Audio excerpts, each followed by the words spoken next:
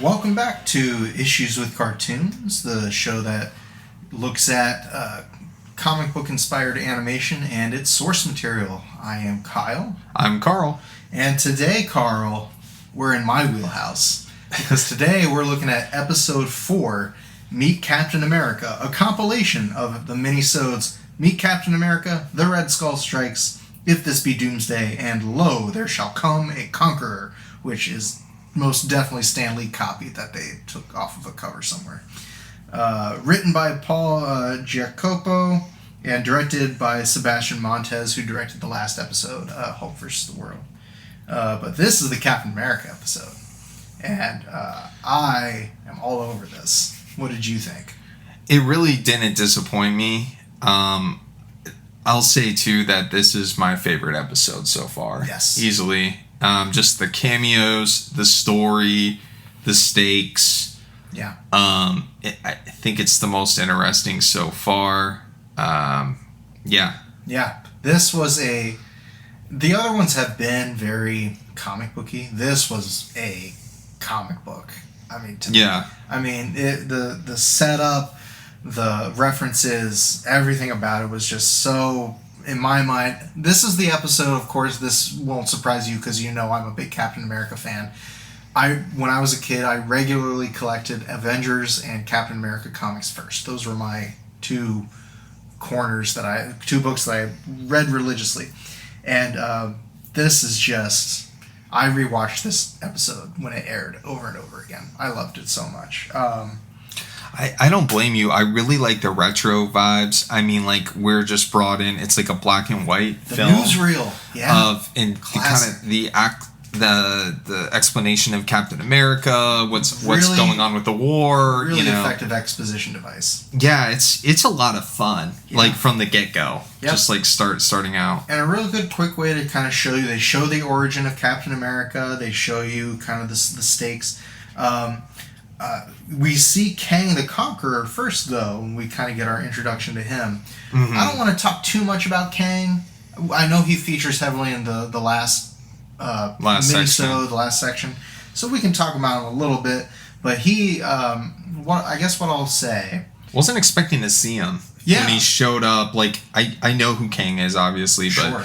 When the episode started, that was the last thing I expected, right. Especially with it being called Enter Captain America. Yeah, voiced by Jonathan Adams, who was also a Martian Manhunter in Crisis on Two Earths, and Atrocitus and Green Lantern, the animated series. Those are some DC animated films. Yeah, and then, Kang, I mean, what I'll say is this show, if you are a fan of the Marvel Cinematic Universe, and you thought Kang was confusing or perhaps a missed opportunity or failed attempt at a new big bad, he fizzled out kind of after his few appearances, or that he was fumbled by Marvel. The Jonathan Majors version. The Jonathan Majors character. I feel like this portrayal in Avengers Earth's Mightiest Heroes demonstrates, for people who don't read the comics, why Kang is such a compelling, pivotal, interesting, serious villain for specifically the Avengers, but Marvel as a whole. I think they do Kang so well in this show, and I think this episode does highlight it. That's high praise. So we're going to cover a lot of Kang on this show. So better than Loki season 2. I mean, sure. I don't know. We can litigate that. We can figure that out later. Let's talk though about Captain America. So this is Brian Bloom is the voice, and I was so happy to hear, because he was recast when the show was canceled and Avengers Assemble was the new iteration of Avengers in animation. They got a different voice actor to be Captain America. And I thought that was so sad, because I feel like he does such a good job in the show. But I was happy to see that he actually does voice Captain America in video games and in other projects. So you may recognize this voice coming out of Captain America's mouth in other iterations. But just a classic design, really good. I love the shots in this episode. Yeah. Some of those silhouette shots. Yeah, so post film reel wrapping up the history of Captain America and kind of the news bites and stuff, we're just opening straight up with Captain America on D-Day, and he's riding in the boat, and the first thing I noticed down the bottom right of the screen is I thought the face of Logan, of Wolverine. It wasn't confirmed till later, but I was like, wait, hold on. Was that Wolverine? And as we get into the episode, it is definitely confirmed as Logan. They even call him James Howlett, which is his name in the Wolverine Origins comic. Yeah. I knew you would love that because I know what an X-Men fan you are. Voiced by Stephen Bloom again. He says the word bub. So that's your first clue. After you see the face, like, oh, that face looks very distinct. And he says, Bub. Oh, that might be Logan. And it's voiced by Stephen Bloom, who's the voice of Wolverine in Wolverine and the X-Men, which is another Yost production. And the name James Howlett comes from, like I said, the Wolverine Origins miniseries, which dives back pre-Weapon X to like Logan's early years, and it's by Bill Jemas, Joe Quesada, Paul Jenkins, Andy Kubert on art chores, and Richard Isinoff is the colorist, and I don't feel like colorists get enough props in comics. In that book, he certainly needs more props, because I remember the thing I remember limited most color about palette. That book. Yeah, the thing I remember most about that book is the art, and specifically that kind of sepia-toned art, coloring style on Kubert's work. I actually got the opportunity to meet Paul Jenkins at the Laughing Ogre. Oh, no way! And he's a real sweetie. He signed all my Spider-Man books. Talked to me for a minute. Laughing Ogre, by the way, our local comic book shop here in Columbus. If you're ever in town, you need to go. It's the best shop I've ever been to. It's the haunt. Yeah, it's definitely the haunt in Columbus. Go check out Laughing Ogre. So you got to. How long did you get to talk with him? Oh, like maybe the amount of time it took to sign my Spidey books and stuff. And he kind of commented, and he's like, yeah, a lot of people your age are bringing me these. How old are you? I'm like 30. And he's like, oh, I feel old and stuff. But he was a joy to talk to. One of my favorite writers from that 2000s Marvel. That's really, really cool. I'm familiar with some Paul Jenkins. Certainly the Origins miniseries I remember. And I think that's one of the interesting things about this episode is, other than that name drop, you don't get a whole lot of depth given to the characters that you meet in the Howlers. Like, there are a couple names are thrown around, but if you didn't know, like we know because we've read the books, but if you didn't know, you would just think, oh, these are just generic names, but you get. You get the Howling Logan, Commandos, you get Dum Dum Dugan, Dino Manelli, Gabe Jones, Pinky Pinkerton, Rebel Ralston, Izzy Cohen, and then the one that I wanted to talk about before we get to Bucky is Jack Fury, voiced by Alex Dacert, who is the voice of Nick Fury. And the only reason I want to bring up Jack Fury is because he's an original character. He is a solution to a problem that they had, which was Nick Fury in the books was a World War II character, a character who originally introduced in the 60s as a World War II figure, who then aged into the 1960s as the head of S.H.I.E.L.D. As time moves on, that becomes less and less plausible. Comics have come up with all sorts of convoluted ways of solving that problem. The Ultimate line eschews it altogether. The solution that this show comes up with, in an effort to be adherent to the comics, but also modernized and adherent to modern comics, their solution was Jack Fury, who is, I guess, the dad or the granddad of Nick Fury, voiced by the same voice actor. The designs are very similar in terms of like the facial design. Yeah, they had a name drop there. Yeah. I just think it's interesting as an exercise in how you adapt into other media, and you want to cover certain things and pay lip service and homage to aspects of comics history. I mean, talking about the Howling Commandos without Nick Fury was a bold move on the MCU's part, because a lot of these characters show up, except for, notably, Nick Fury is not in the Howling Commandos in the first Avengers film, but they solve it here with Jack. which I just think is interesting. But yeah, so classic setup. He's going into a German castle to stop some Nazis, except they're not Nazis, they're Hydra, because at this point, I'm interested in knowing the reasoning, but at this point, Marvel was kind of moving away from explicitly just Nazis and inserting Hydra. Sure. MCU does the same thing. And the film does that, too. This does it first. I mean, between those two, I don't know if this is the first time Nazis were replaced by Hydra, but everything about them is very Nazi visually. Okay, so something, the suits, the armbands, and everything. Something that stood out to me about Bucky was I immediately recognized the voice. How could you not? Of being of our age. Right. Of Robin from Teen Titans, Scott Menville.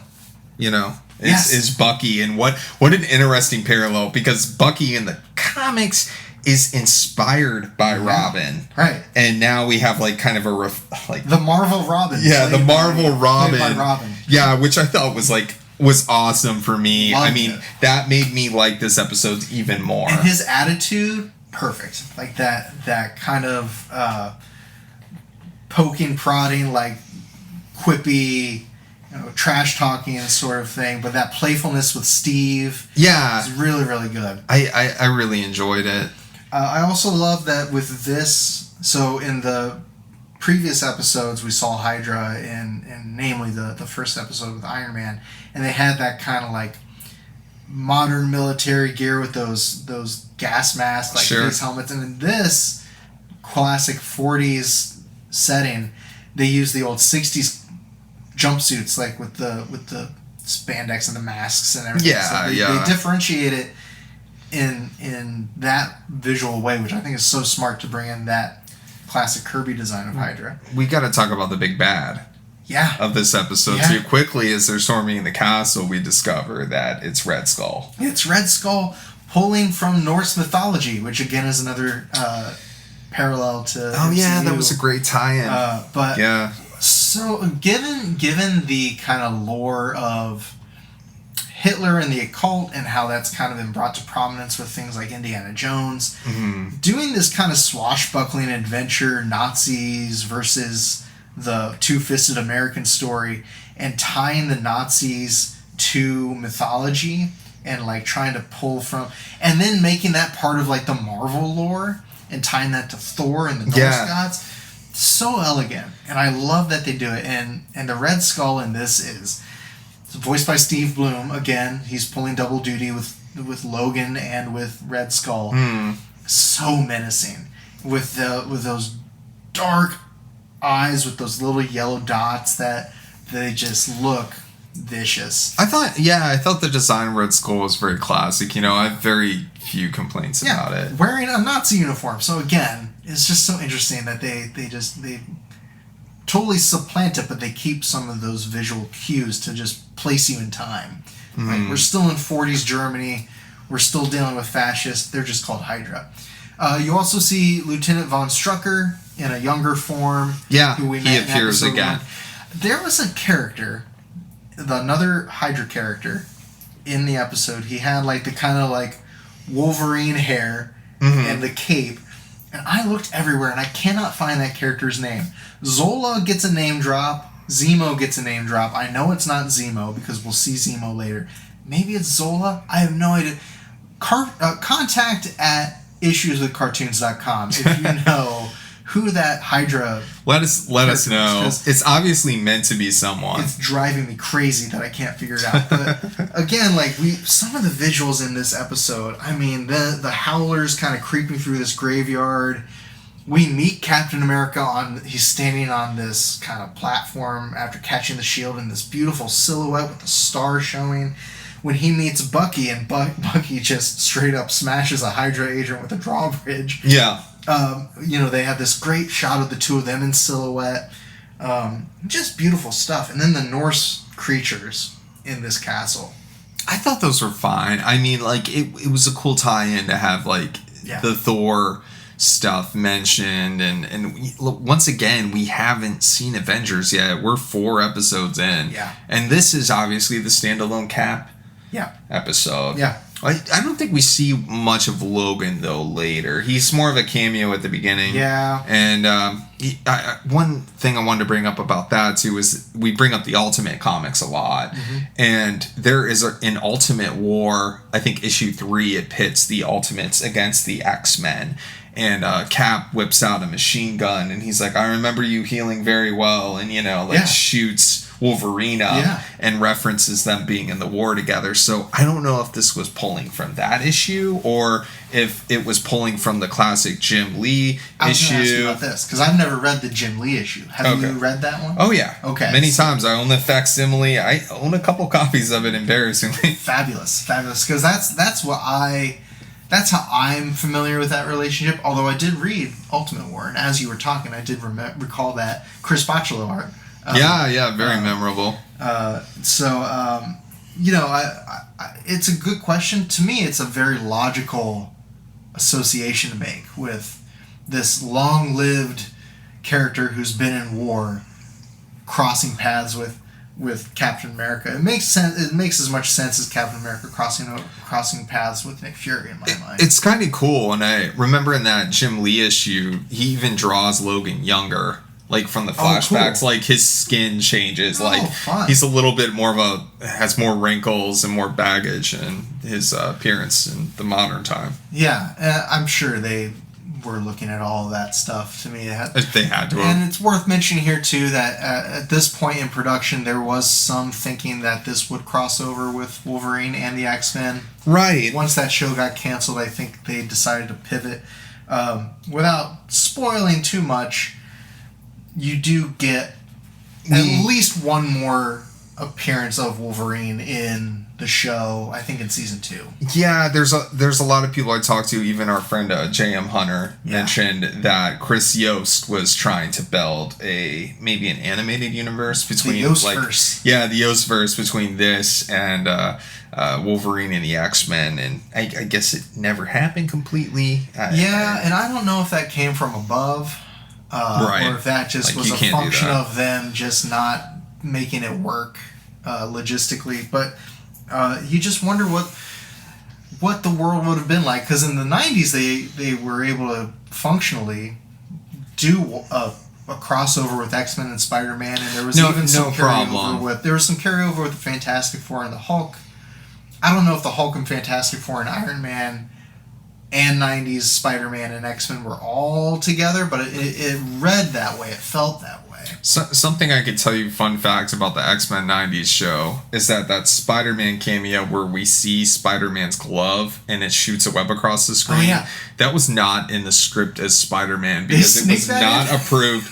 It wasn't approved, so he was listed as like Webbed Man or something. Don't quote me on that, but they didn't have permission to do that, but they did it anyway. Didn't know that about Spider-Man. I did know that about the Deadpool cameo. He was they snuck that in there too. Ninja is how he was listed in the script, but then they probably had rights to that, though. Which is confusing to me. Why? But maybe it's just so they could avoid more red tape.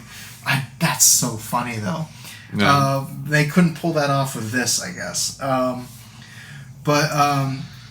So then Skull and Strucker kind of have Cap and Bucky cornered until they make their move and wreak havoc on the lab and start fighting the monsters. The Norse monsters break loose. Yeah. And then you get the... And by the way, during this scene is when Bucky is starting to trash talk Strucker, and it made me laugh out loud because Scott Menville's delivery is perfect. But then you get the Red Skull making his getaway in a rocket, basically a spaceship. And I'm sure this doesn't surprise you, but Captain America in the MCU is my favorite character of the MCU. The first Avenger is one of my favorite movies. The third act is difficult for me as a comic book fan because I feel like they deviate to the point where it made the end clunky. I'm fine with changing plots, but my criticism of First Avenger is Bucky dies before the final confrontation, and the ship crashing into the ocean, to me, didn't make a whole lot of sense. the only reason I bring that up as a criticism of that movie, like you're asking Kyle, why does it matter for this conversation? The reason is this episode adheres very strongly to the comic. The Avengers 4 recounting. There have been other recountings of the disappearance of Captain America and the death of Bucky Barnes. And it's very much that shot of Bucky getting stuck and him pushing Captain America off, and Captain America falling, yelling Bucky's name while the rocket explodes. No, they did do a good job revealing that Bucky was on the rocket. Yeah. They do like a few shots of just Cap. That camera turn. Yeah, Cap's just on the rocket climbing it. And my first time watching this, I was just like, oh, okay, Cap's climbing up the rocket. Now, I'd read that Avengers appearance, so I knew Bucky was going to show up. Yeah. But they did it as a bit of a reveal, and it was nice. Really, really good. Yeah. He tells him the world needs Captain America more than Bucky, and he kicks him off and blows up, and then this beautiful shot of Cap sinking into the ocean with this really amazing backdrop. It's dramatic of him falling into the depths, and then you cut to Kang watching him, and then you see similar to episode 2 with Loki sort of revisiting the episode that we just watched from his perspective. Now we saw it from Kang's perspective now. Yeah, no. The insert of Kang, I'll be honest, I didn't need that. I didn't need Kang. It's very much set up for future storylines. Yeah, I very much didn't need Kang. I wish they would have almost left it alone. Even there was one point where I was like, oh man, Kang was playing with this gauntlet and accelerating the timeline and trying to look ahead because he knew Captain America was at a certain point in time. And I was like, oh man, they better not do a shot of Kang going down in the water and finding Cap before the Avengers. I was worried that was going to happen. I feel like they were so close to it. They had to know that would have been a mistake. Because they pulled back on it. The payoff, at least in the Avengers comics, is they are the ones, Submariner finds him, and then the Avengers find out who he is. Okay, so is this Winter Soldier and Bucky? Yeah. Bucky definitely... Bucky definitely appears... Bucky definitely appears to die here. And, do we get Winter Soldier? Wouldn't that be an interesting question to answer? He's not going to tell me. All right, folks, you'll have to wait till I get there and see if Winter Soldier shows up. Here's what I'll say. This episode is definitely a Captain America-centric episode. It is. It suffers some of the same problems that First Avengers and, frankly, most of Phase 1 suffers, which is there's a lot of positioning characters for the stories that are coming. We're setting things up. I'll also just mention the Winter Soldier story arc you were talking about was published in about 2004. So they are at least aware of that story. Yeah, certainly. It's fairly recent, though. And this was aired in 2010. That was published in 2004. The movie Winter Soldier was 2014. Where does this stand for you? Is this one of your favorite episodes? Is this, for me, it certainly was. My favorite episode. Okay. And not just because it's Captain America. The compositions of some of the shots. We mentioned the transition from the newsreel to them storming the beach. Yeah. The shot of the newsreel flag and then the wind changes. I like that color. A lot. Beautiful transition shot. I mentioned the him falling into the water. I mentioned the silhouettes, the action scenes with the howlers. I love the Howling Commandos. Always have. Yeah. The way they kind of did they almost read splash pages where they were you would see these action shots and they would do these slow-mo pans up and down the frame to show the action happening. I would encourage X-Men fans to watch this episode because honestly, I had no idea Logan was in this, and that really cut me off as a surprise. And I love there's so much lore packed into it. Red Skull, Bucky, Wolverine, the Howling Commandos, Strucker, Hydra. Yeah, Nick Fury iteration. Yeah.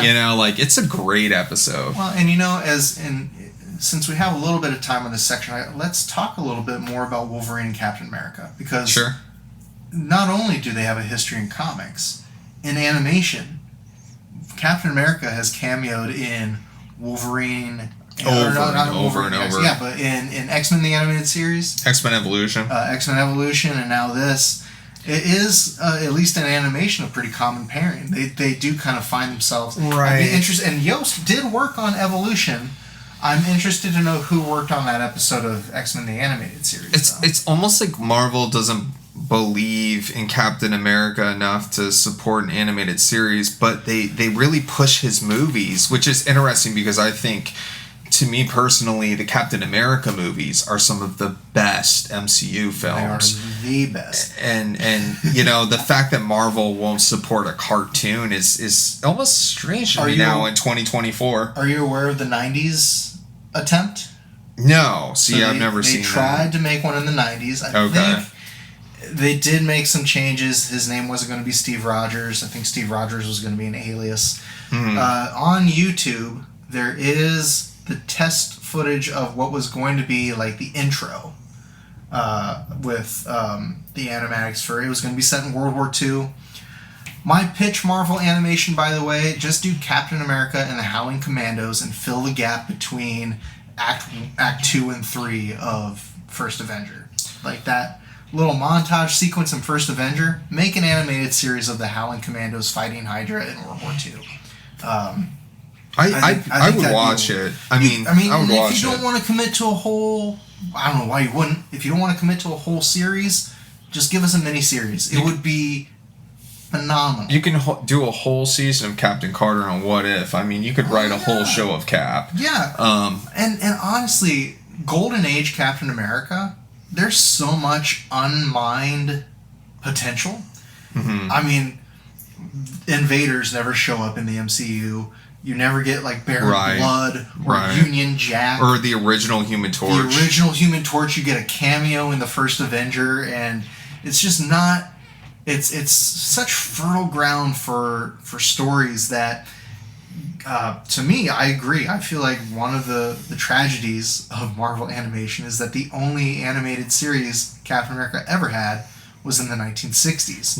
Now there is that episode of X-Men 97 in the original run. I think it's called Old Soldiers, and it is just purely Captain America and Wolverine teaming up in the past. It's definitely one of my favorite episodes. It's definitely inspired by that Jim Lee issue. I would encourage anyone that's a fan of this show or Marvel, go check that out if you haven't already. This could be my memory, but I think Len Wein wrote that episode. Wow. Okay. That's something I might have to look up, or you guys could leave a comment or something. Yeah, I mean, fact check me, but I know Len Wein worked on that show a little bit, and I think he might have written that episode, but great episode. And this is a great episode. Episode 4. This is my favorite so far. Oh, and here, one more little factoid for you. Avengers number 4 was the introduction of Captain America to the modern day, and Avengers Earth's Mightiest Hero episode 4 is when we meet Captain America. It's a nice parallel. How's that for synergy, folks? That's nice. I bet that was on purpose. It sounds good said out loud, too. Yeah, I like it. Okay. All right. Well, anything else you want to say? I think I'm ready to cut this off and talk about some comics. I want to talk some comics with you. All right. See you on the other side. When Captain America throws his mighty shield, all those who chose to oppose his shield must yield. Taking led to a fight and a duel is due, then the red and the white and the blue will come through when Captain America throws his mighty shield. Welcome back to Issues with Cartoons. This is the comic book part of our segment, and we'll be talking about Captain America #1. Captain America Comics #1 from December of 1940. 1940. We're talking about the Fantastic Tale of Red Skull, as well as Cap's origin here. Meet Captain America, case #1. Some trivia right off the bat for you, Carl. Okay. Do you know when Pearl Harbor was? 44? December of 1941. Sorry, I shouldn't have made this a history class. But why I bring it up, 1 year before Pearl Harbor, Timely Comics publishes a book of a star-spangled hero punching Adolf Hitler in the face, which is an enormous political statement in the United States at a time when isolationism and the American chapter of the Bund were becoming more prevalent. All this kind of was going on while people had their eyes on what was happening in Europe. and the spread of Nazism. So Joe Simon and Jack Kirby were tasked with creating a hero for Martin Goodman, and Simon wanted to start with who could the villain be, and he said, well, who's a bigger villain than Adolf Hitler? So they made Adolf Hitler the villain on the cover, and who better to punch him in the face than Captain America? It's an iconic cover. It talks about, I think it shows up in maybe even the History Channel shows. You know, absolutely. It's iconic. I have it's a piece of America somewhere. Yeah, American propaganda. Yeah, you know? With the Triangle Shield, which would change the very next issue after a lawsuit threat from Archie Comics. Really? Yeah, so there's a character called the Shield who has an emblem very similar to this, and so they changed it. But yeah, have you read this issue before? Before this, I have read this, and yeah, it's very much the MCU film. I mean, it's like a weak man gets put in a tank, becomes Captain America. You know, Bucky. Also Captain America's young ally Bucky is introduced, and he even gets a shot on the cover as well. I did want to say that Joe Simon's inspiration for Bucky was his friend Bucky Pearson, who was a star basketball player in his high school. I didn't know that. That's cool. So yeah, a little bit of like where Chris Claremont named Kitty Pryde after one of his friends. Right. Yeah. You know, this is Joe Simon naming one of the characters after his friend. Lois Land, I think, was named after a school crush that. That's fascinating. Isn't that interesting? I love that. I love that so much that people bring it. Because, you know, as cartoonists ourselves, we bring in our lives into our books all the time. And it's amazing when you see people do that at a high level, and the lasting effect of that. Injecting your life into your work is so cool. It's just something I wanted to throw in there. Yeah, I love that. Well, and Joe Simon and Jack Kirby, a famous Golden Age collaboration, maybe the Golden Age collaboration, certainly for Timely Comics. They have made an incredible mark on the industry that you can still feel today. They worked in just about every genre you can think of together. Joe Simon, I think, and I need to confirm this, I tried to find a definitive answer, and maybe there's no definitive answer, because with stuff that happened this long ago, you're relying on the recollections of old men. And I think there's some question as to who is credited with the genesis of the idea of Captain America. And I think Joe Simon did the first sketch. Some people say it was just Joe Simon, or that Kirby was there from the get-go.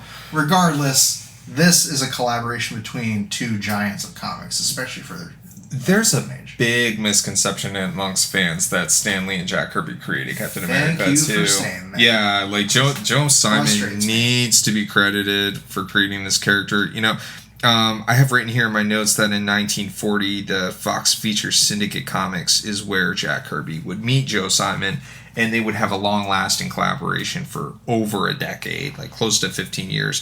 Fox Features Syndicate produced some early Golden Age characters spanning from 1930s, 1950s, like the Blue Beetles, Fantastic Comics, and Mystery Men Comics. Yeah. Just to throw that in there. No, that's great. Victor Fox was the head of Fox Features, and he used to walk around the bullpen calling himself the King of Comics as a joke. Right. And so, of course, this guy scribbling away in the corner and making him all the money was Jack Kirby, who would earn the title King of Comics for the rest of history. But it was originally a joke at the office, right? This guy running around yelling this. That's in the Jack Kirby biography. Yeah, the Jack Kirby biography by Mark Evanier, and there's a graphic novel, Jack Kirby, The Epic Life of the King of Comics by Tom Scioli, both highly recommended. Tales to Astonish, which is by, I'm going to get his name wrong. I think his name was Ryan Rowe.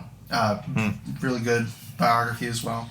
But yeah, Joe Simon. So you did a little bit of research into who Joe Simon was and like kind of his history. What did you learn about Joe Simon?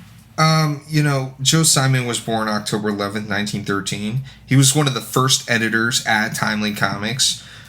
Some important characters he made between the 1930s and 40s. We have DC's Sandman, Sandy the Golden Boy, Newsboy Legion, Boy Commandos, and the Manhunter. So that's like a lot of his prominent stuff at DC. Under Martin Goodman, his first Marvel character was the Fairy Mask, which was inspired by the Human Torch. Essentially, Martin Goodman told him, like, hey, Human Torch is really popular. Yeah, we need more, which happened a lot in Marvel. For modern readers, Fiery Mask also appears in The 12 by J. Michael Straczynski. And, who drew that?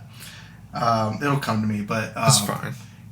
He does have some stamp. I've read the Fiery Mask story in like old Golden Age collections that you see reprint, like Masterworks and things like that. And yeah, like they would get hired to come in. Simon and Kirby would come into a publishing house, and like at the time, National DC would be basically. Like, hey, like we have no ideas for the Sandman. What can you do? And they did their magic, and they made Sandman and Sandy the Boy Wonder or whatever. Yeah. And same with Manhunter. That blue and red design for Manhunter was a Kirby Simon thing. And Dan Garrett's Blue Beetle. It's important to bring up the lineage here of the Sandman character because this would later become inspiration for Neil Gaiman's Sandman. Right. We don't get to Neil Gaiman's Sandman without Joe Simon. Absolutely. Just like a historical note. And they actually took 2 cracks at Sandman. They took one in the 40s when they created Sandy. And then later in the 70s, they did that, like, that yellow and orange where he's, like, going into the minds of dreamers and stuff, which, I mean, is very Morpheus sounding. Right. Absolutely, you can't have the historical nature of Jack Kirby's contribution in much the same way, and in much the same way you can't talk about 60s Kirby without acknowledging Stan Lee. You cannot talk about Jack Kirby's Golden Age contribution without mentioning Joe Simon. When they talk about this issue specifically and this run specifically, they say they both pretty much did everything together. Like, in the same way that I don't like describing Lee and Kirby as the writer and the artist, it's very much just a Lee Kirby comic. I feel like this is very much a Simon Kirby comic. Right. And what an issue. And I've read this a bunch of times. You kind of get the setting of a corrupt or infiltrated United States military that is under attack by Nazi spies, and there's this problem of infiltration, and they need to have a leg up on the Nazis, so they create this secret program, and they go to this curio shop with this old lady who's actually this beautiful secret agent 13 in disguise. Yeah, she rips off a mask, Mission Impossible style. But fantastic. And that's a trope that you see when they retell this origin in Tales of Suspense 62 in the 60s, or maybe it was 63.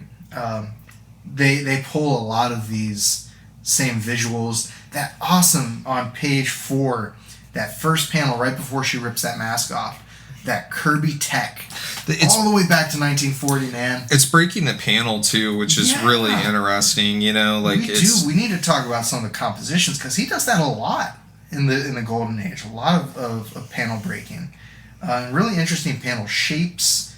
You can tell that everyone's just kind of figuring out this medium as they go.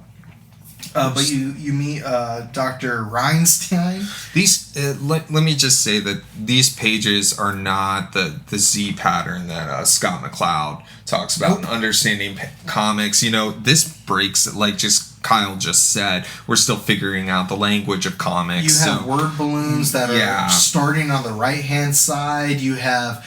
to the point where they had to put arrows to point what direction you read. And sometimes they forget to do that and you read the wrong panel first. It's very proto. It's the proto version of comics. This happens a lot too, where this page layout echoes throughout the book, where you have like the top left panel, the top right panel, but then the second right panel is taller than the panel on the left, and it throws off the reading order a little bit. So and I should mention too, this is so interesting. So when they decided that Hitler was going to be the villain on the cover, I think there was a question about whether Hitler was going to be alive for much longer because of how insightful he was being. Like, we were 2 years into the war in Europe. Tensions were high. Hitler had a target on his back. So they tried to rush this issue out. And I think you can tell some of the storytelling and some of the rendering. Rough. Some of the art is pretty rough. But I think the power of Simon and Kirby is still felt in this issue. That panel of when you see superpowered Steve for the first time with his musculature and kind of standing next to this average scientist, I mean, that's a very good-looking panel. It's cool in the composition that they're roughly the same size, too. That, like, skinny Steve is, like, the same size as taller Steve. That's definitely a narrative choice on Kirby's end. So iconic. Reminds me of the film. Reminds me of the cartoon. There's actually a similar scene in Earth's Mightiest Heroes that we kind of skipped over a little bit. We mentioned that, and you do see Erskine, and at that point it is Erskine. In this issue, it's Reinstein, because Einstein was the preeminent genius of the age. One difference between Tales of Suspense 63 and Captain America Comics #1 is the delivery mechanism of the super soldier serum. Right. In this issue, it's a syringe. In the 60s, it was a liquid that he drank. Any guesses as to why that is? Comics code? The Comics code. Drug paraphernalia was not permitted. Just interesting. And so then, and this is something that I don't think I picked up on, the first few pages really hammer in the idea that there are moles and spies everywhere. There's a information leak problem in the United States military. We have to do everything hush-hush. So they make this super isolated project, and still there's the consequences of having a leak or having an infiltration leaks into this project to the detriment of the whole operation. And there's an assassination on Captain America soon in his the doctor that performed Dr. Reinstein that performed the experiment passes away. Yep. And then you go into this action sequence where Steve holds the dead body of the scientist. There's a loud crash. This dude just starts shooting everybody in the observation room, and then Steve rips him out of the glass room and then punches him across panels in some really interesting storytelling, and then into this machinery where he Kirby tech is charred ashes by the end. Yeah, the Kirby tech of this. Even it just amazes me how early that was in his vocabulary. Yeah. And then you get this very cool like newspaper montage where you kind of just get the implication that he's going to work. He's the #1 spy buster. And has this air of mystery about him. There's this whole thing with Bucky where he's just like out at this this camp. He's like and Steve is his counselor, and he's like, "Boy, I wish I could meet Captain America." And then within 2 panels, Bucky walks into the tent, and he's like, "Oh wow, you are Captain America." Bucky's origin is 6 panels. Yeah, and you think about the contemporary, the version before this, like the sidekick archetype, and Robin gets a whole issue, right? I mean, gosh, you wish golly. I never thought you were Captain America. I wonder if Joe Simon's buddy talked like that. And just hopefully. And then a second later, so Bucky's dream is fulfilled as he fights side by side with Captain America. We don't see where he gets the costume. He doesn't get any training. He's immediately Cap's sidekick. Yeah, and obviously when a kid wandering an army base stumbles upon you transforming into a superhero, your instinct is then to make that kid your sidekick, your sidekick, and take him into action in a bright outfit. Obviously, that's the conceit of comics at the time, and Brubaker's run with Steve Epting later would come up with a way to make it logical and remedy the conceit a little bit. I always love this little 3rd-page ad for the Sentinels of Liberty Club, where you would send in a dime. Membership to get a membership card. That's funny. And I actually have a little. They made it in the 90s. A little like facsimile of the pin you would get. Oh, really? Sentinel. Yeah, it's very cool. Maybe I'll put that on our Instagram. But it's just fun. It's just cool. It's definitely propaganda. I mean, it's very much like rah-rah United States. We're gonna. There's like 4 tales in this issue. Golden it's a Age long books comic. Were longer. They were like 64 pages. Yeah, I was about to say this is a 64-page book. So we are actually, for the sake of time, going to skip the second adventure. Although I do love this panel of it's the captain and I against the enemies of liberty. There's just like this panel of Bucky in front of an American flag, pointing to the reader like, "You ready to go punch some Nazis?" Yeah, dude, I mean, they had like paper drive ads. They had all kinds of propaganda in there. That story of Sando and Omar is also retold by Jack Kirby and Stan Lee in Tales of Suspense in the 60s. Let me say, I know we're skipping it, but it's worth the read. Sure. Yeah, it's fun. Well, and fun fact, there's a text story in every issue because they were trying to, appear as magazines in the categorization so they can get a better delivery rate. So they always included these text stories. The very first credit in a timely comic that Stan Lee has is in a Captain America comic, writing the text piece. I think it's in issue 3, possibly issue 2. I can't quite remember at the top of my head, but it's The Traitor's Revenge, I think it's called. Anyway. So we're moving on to Captain America and the Riddle of the Red Skull. Now, dude. One thing I wanted to point out is that Red Skull is introduced on this splash page. What a horrifying visage. So effective. I love it. It's my favorite panel. It's my favorite page on the whole comic. It's just, he's holding this plane, which of course is story specific. He's smashing it in his hand. This giant swastika on his helmet, these giant teeth, piercing eyes, and this disfigured visage. It's incredible. I can see Kirby here becoming Kirby that he is later. Sure. This is one of those pages that, like, I don't think this splash page was rushed. Like, Kirby put some time on. He knew Red Skull was on this, Can I tell you the origin of Red Skull from a behind the scenes perspective? Yeah, I'd love to hear that. Trying to come up with villains, and Joe Simon had an ice cream sundae, and there was a cherry on top, and he was just, as a cartoonist, we just let our minds wander and try to get inspiration wherever. He was like, maybe you could have a red face. And so he made the Red Skull. And, I mean, what he's an iconic character. Iconic, and I want to talk about this for a minute, because I feel like the Red Skull gets dismissed as a villain a lot, because he's just a traditional, like, monstrous villain who's just, like, he's just evil. Yeah. What's his motivation? He's evil, and he hates you because you're not evil. And I love Doctor Doom, I love Magneto, I love Loki, I love these complex villains that Marvel has. Mm-hmm. Every now and then, though, it's fun to just have a guy you hate that you see the hero just punch in the face. It's just cathartic, especially being this.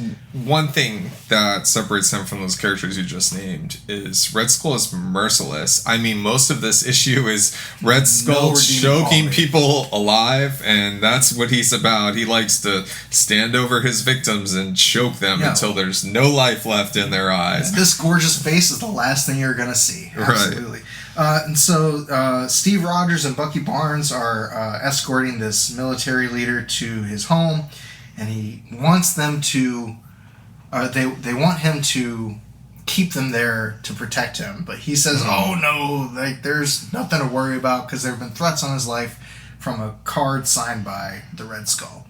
Now, he's not drawn like this anymore, but I just want to say that Red Skull has a giant swastika on his chest, a giant white swastika. Yeah. And it's on a jumpsuit. It's a very simple, effective design. And it actually happens again in the 60s books when they do the animated series, which is just adding motion to Kirby comics. They actually take that swastika off of the animated show. Something that made me laugh reading this that's a little messed up is that, like, Red Skull has a hit list that he pulls out, and then he, like, whenever he kills somebody, he's just like, well, better cross that off my hit list. Well, let's like his whole thing, and it's really ridiculous. We're skipping to the end a little bit, but his plot is, I'm going to inject them with this poison, but I want to make them think it was my eyes that killed them, which they're not going to be alive to tell anybody. Yeah, it's a little convoluted. They're not going to tell anybody that, oh, he killed me with his eyes. But, like, that's, like, the lore, like, the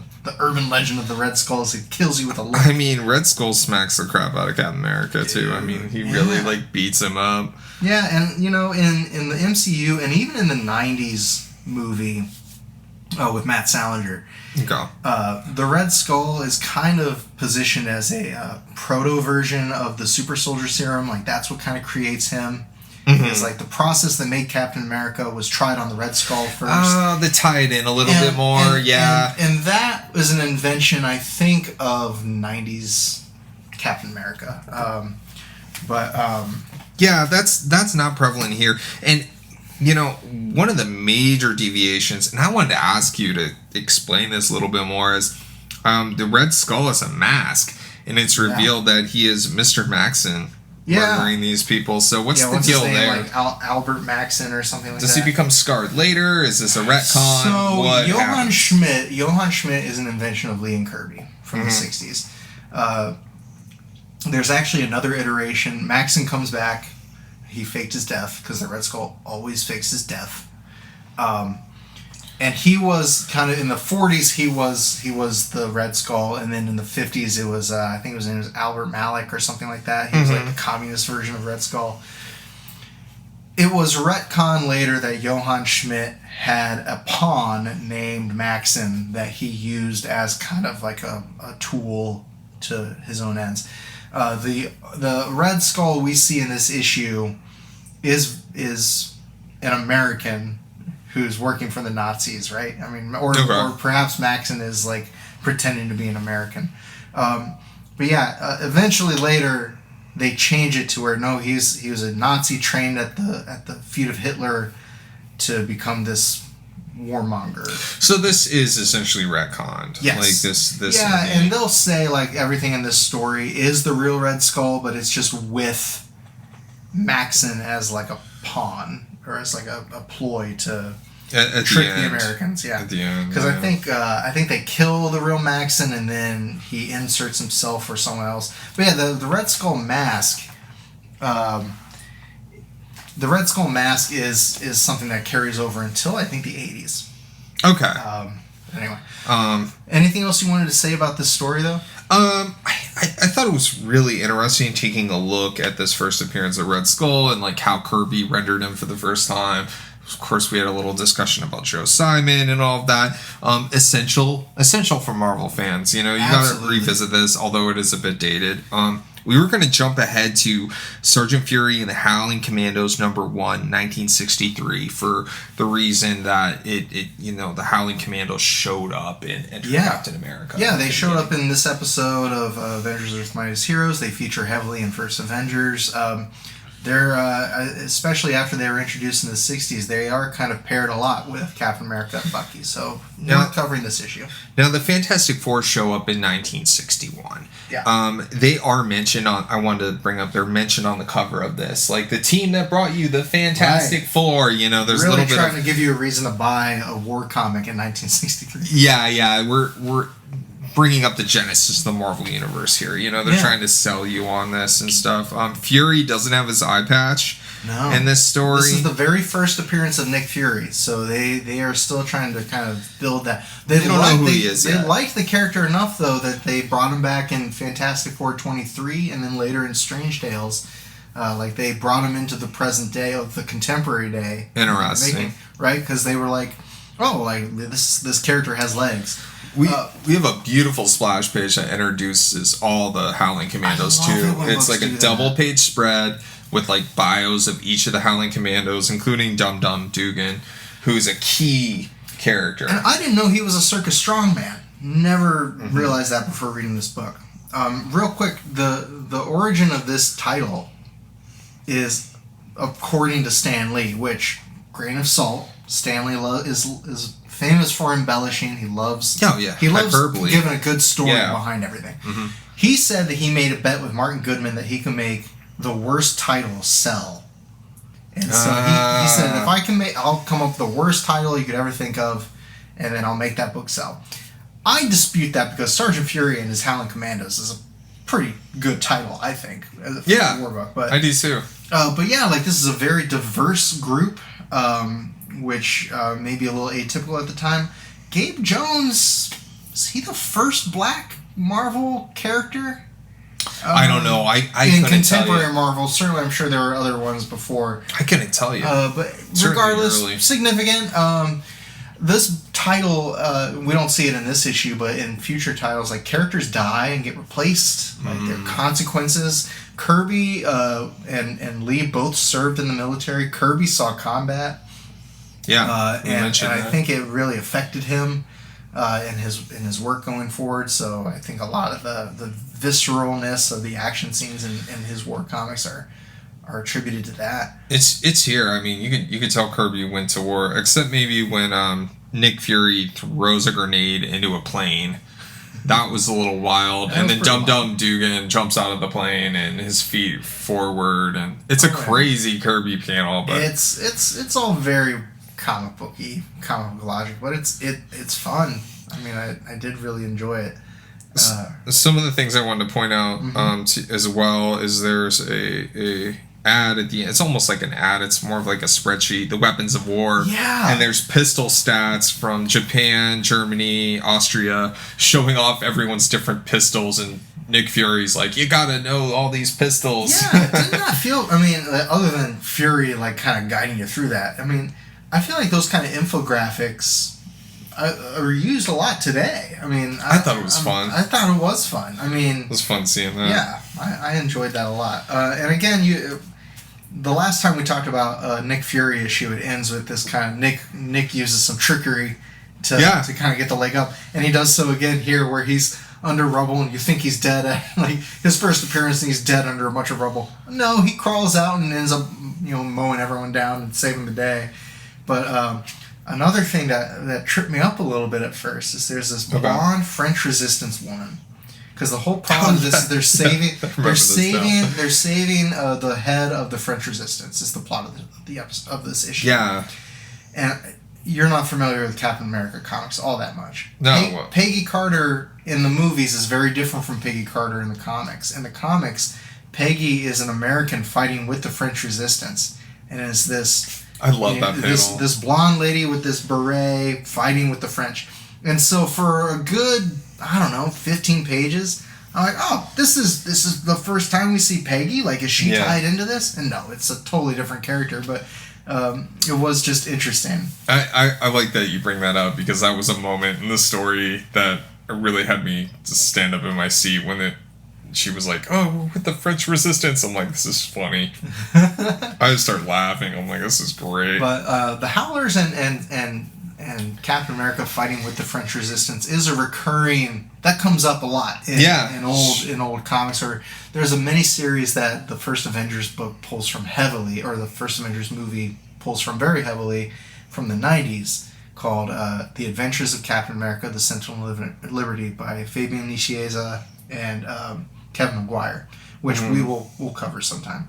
But a lot of that takes place in France with the French Resistance, and I don't know, it does seem like something that they come back to a lot.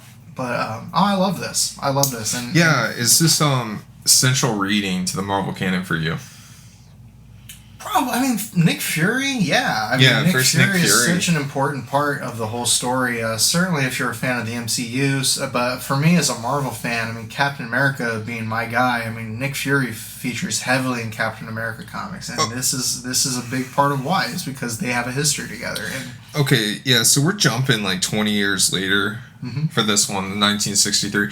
This is definitely fully formed Kirby. Like this is Kirby that drew the Fantastic Four, and Kirby, it's prevalent. Yeah, absolutely.